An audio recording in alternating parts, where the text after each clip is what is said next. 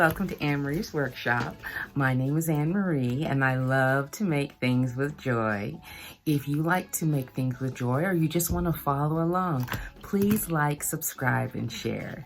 This is my hashtag Friday Sews video, kind of an update on what I got into in the workshop this week. And I got up to a few things, so let's go ahead and discuss the forum topic. The forum topic is always put out by Jenny Weissner, and it's just like a talking point to get started. And the topic this week is, are you a sewer or are you a quilter? Or are you a quilter sewer? Or let's figure it out. I have to say that originally I was exclusively a sewer. That's how I started out in my early teens. But my passion for quilting, you can still see the quilting goes on and on and on. Oh, over here. And right here. Yeah, the quilting goes on and on and on. I think it has something to do with my brain loving to come up with something to do with excess fabric, as well as kind of a painting expression using fabric. I'll include some of the quilts I've made. You all have experienced them anyway, but oh dear, it would be really hard to choose. It would be really hard to choose. I have noticed though, I seem to only want to quilt in the fall, which given my 9 makes goals, that's a little tricky, a little difficult. I just haven't felt like I wanted to quilt yet. And I noticed that with me that, when the leaves started to fall, I was ready to quilt like crazy and the snow was on the ground. Now, that's gonna be a little bit difficult here in Jamaica, but I don't feel that I'm ready to quilt yet. And I do have quite a few projects in process. I do have one big one, that big one from last year. I would really like to finish that.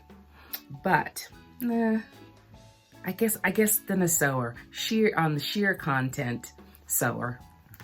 All right, so this week has been really restful. My company's gone, so I was finishing up a few things from last week. One of them was by B. Smith, and I'll find that pattern anytime. I was speaking to someone about it this morning. Hold on, let me look. I cannot tell you when I cut these out. I have a feeling they were cut out because they look like they'd be great for parties, as a jacket for church and things like that. So I have to think it was before I got to Jamaica because my life is very different here. But it's B. Smith's Vogue 7738. If you are interested in this pattern, I did find more on eBay.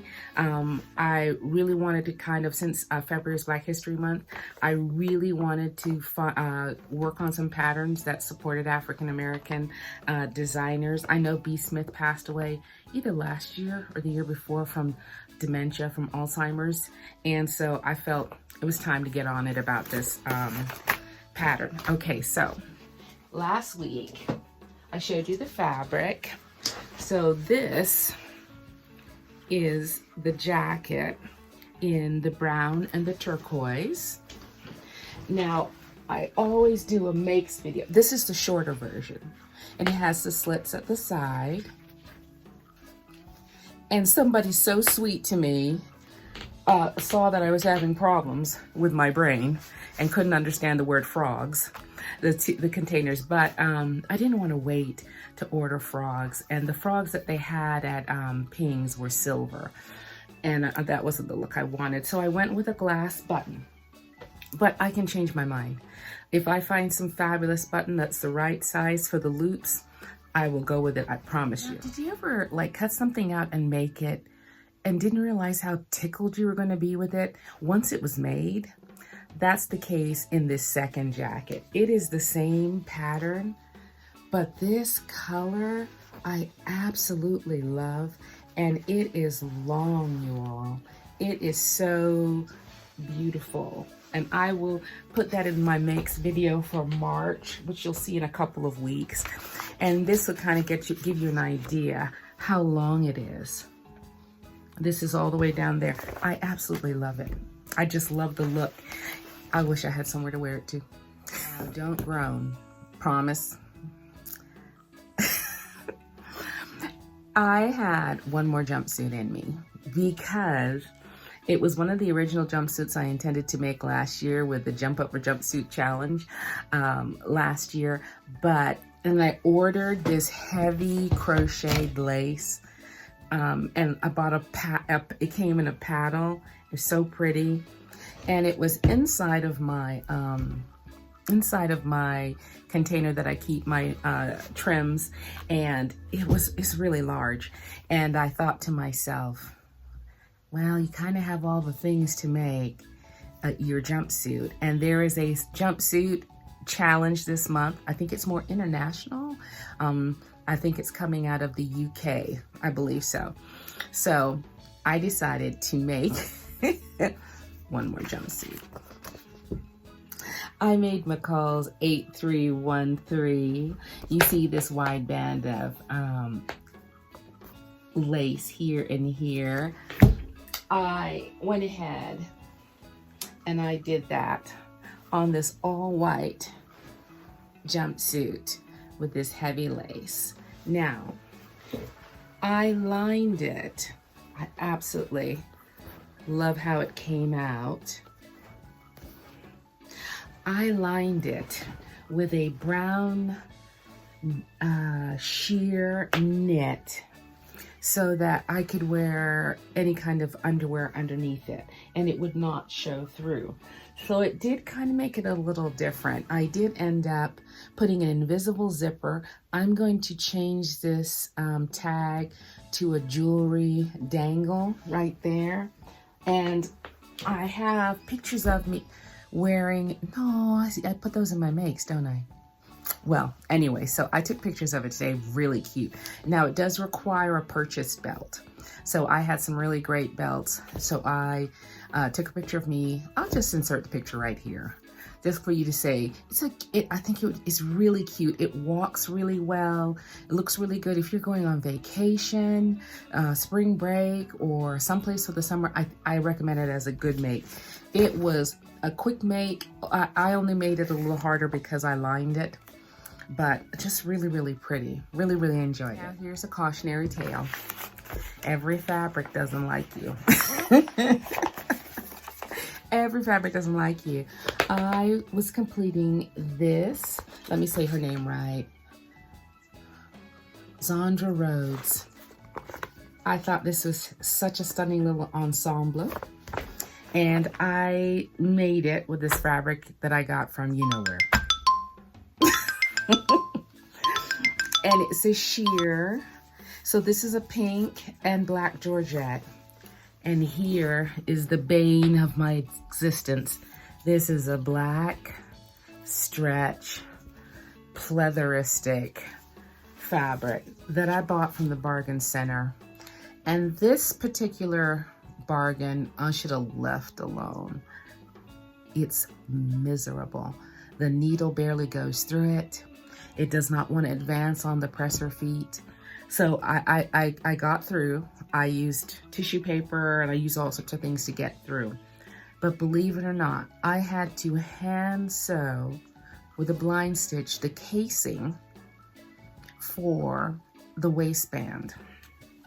And so I finally finished this. I think it's going to look very cool. I'm probably going to wear it all of one time. I'm pretty sure this black is going to rub off on everything. I'm not going to sit on anybody's restaurant chairs with it. I'm highly suspicious of it. Just goes to show you, every fabric does not like you. I am still working on the neckline edge. I can only do so much before I get very, very frustrated. And forget it, I'm not even bothering trying to hem the bottom of the shirt, but it's super cute, right? I'm going to do it again, probably in an Ankara fabric, like a tissue, like one of the Ankara fabrics that they get in that is tissue feeling. I'm gonna do it again, with a different black fabric. That doesn't do me like this, but I learned my lesson. A lot of times things work out for me, but not all the time. This next item is like a combo. It's like a So Frugal 23 item, as well as a So Over Ageism at the same time, because the pattern is from Tesuti Fabrics, and it features a mature model, and I just like the whole groove of it. So this is that fabric I talked about that had the crewel work on it, the crewel work.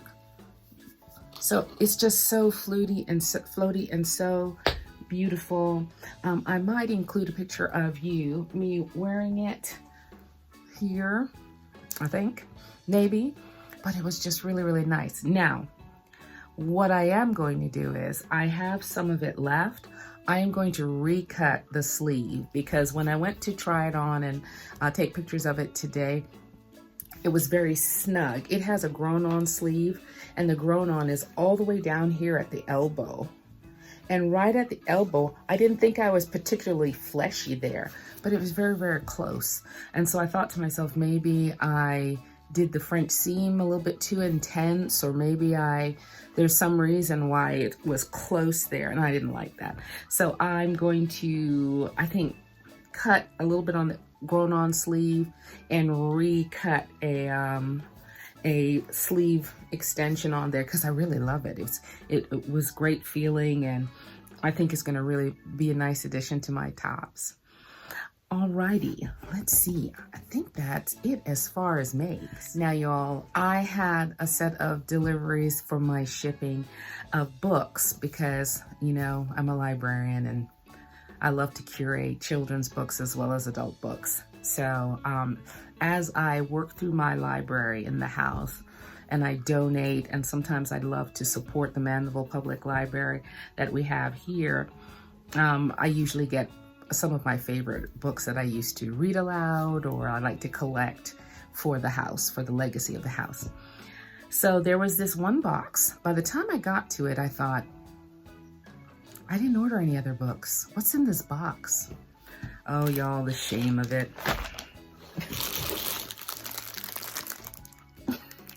There was something else in the box. Of course, the minute I saw them, I remembered what I wanted them for.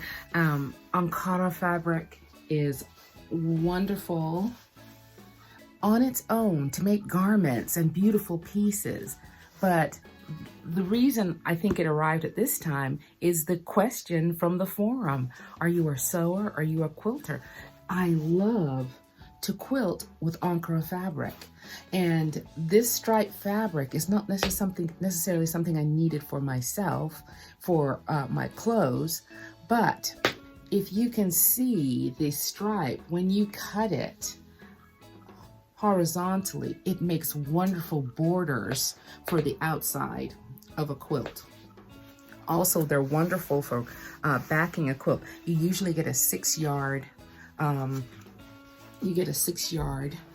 piece, and that's usually enough for most quilts. Now, if you're doing a large king size, you might need 2 sets of these.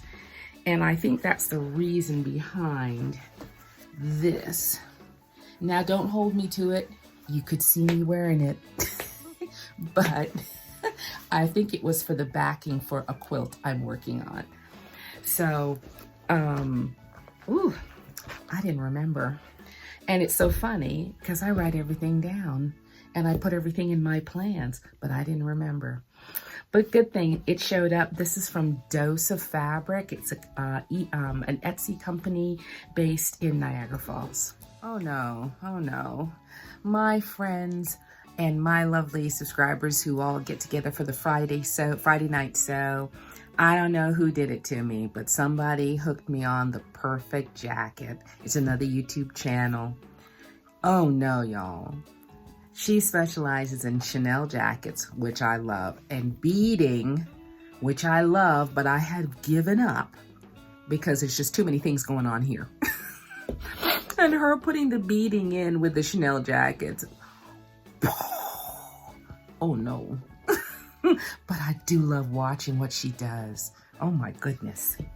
All right, guys, so that is all I have. I had a blast. I was dying of heat yesterday, filming and taking pictures of my reversible harmonic set by Pattern Fantastique. I'm also working on, I've contacted Pings to see if they'll do some sponsorship. I've also contacted Pattern Fantastique, and we will see. And you know, it's going to be my first challenge, so might be a little bitty challenge. But I think it would be fun to see what people come up with. If not, I guess I'll be funding it myself. We'll see. All right, then. You all take care. Keep making joyfully, and we will see you next Friday. Take care. Just a reminder, if you have made it all the way to the end of the video, please like, subscribe, and share. It shows I have thousands and thousands of views. So if you're not part of my workshop, please like, subscribe, and share. We'll see you soon.